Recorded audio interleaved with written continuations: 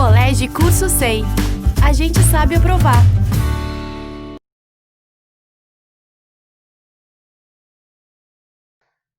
Bem, amigos, bem-vindos a mais uma aula aqui no canal do SEI. E você hoje tem aula sobre parnasianismo. Parnasianismo é uma aula bem interessante porque ela é um movimento poético, essencialmente poético. Deixa isso bem claro aí, anota. É basicamente poético. É um movimento antirromântico, ou seja, ele procura se opor às ideias do romantismo.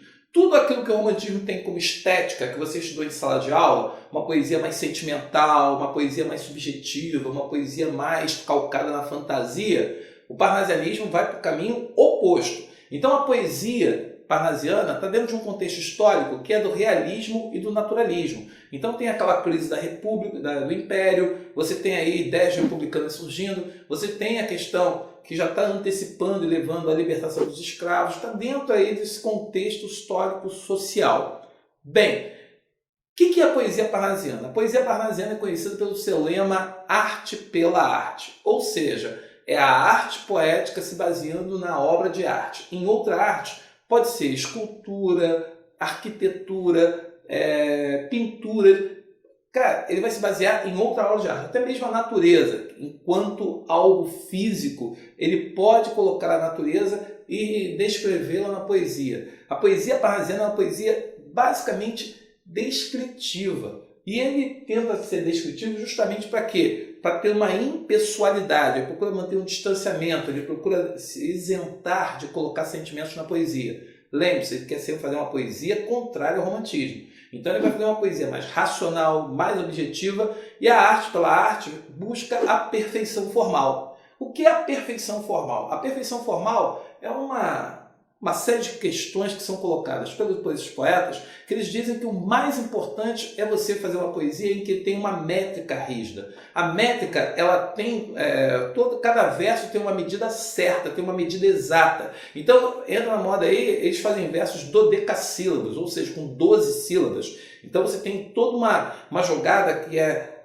contar um número de sílabas, fazer o corte da métrica do verso. Então eles dão muita importância para essa questão objetiva do verso. Então você tem a métrica rígida, eles vão adotar a rima rica, eles vão essa coisa de fazer rimas com palavras de classes gramaticais diferentes para poder buscar um efeito em cima do leitor. Ele também usa muitas palavras eruditas. O poeta perde mais tempo indo ao dicionário buscar as palavras do que propriamente pensar na poesia. Então, essa poesia em que coloca o trabalho poético acima da inspiração é a marca do parnasianismo. Por isso que lembre-se, falou parnasianismo, eu estou falando arte pela arte. A perfeição formal, uma poesia basicamente descritiva e que o poeta ele vai descrever os objetos, a paisagem, procurando sempre ser isento, distante desse processo.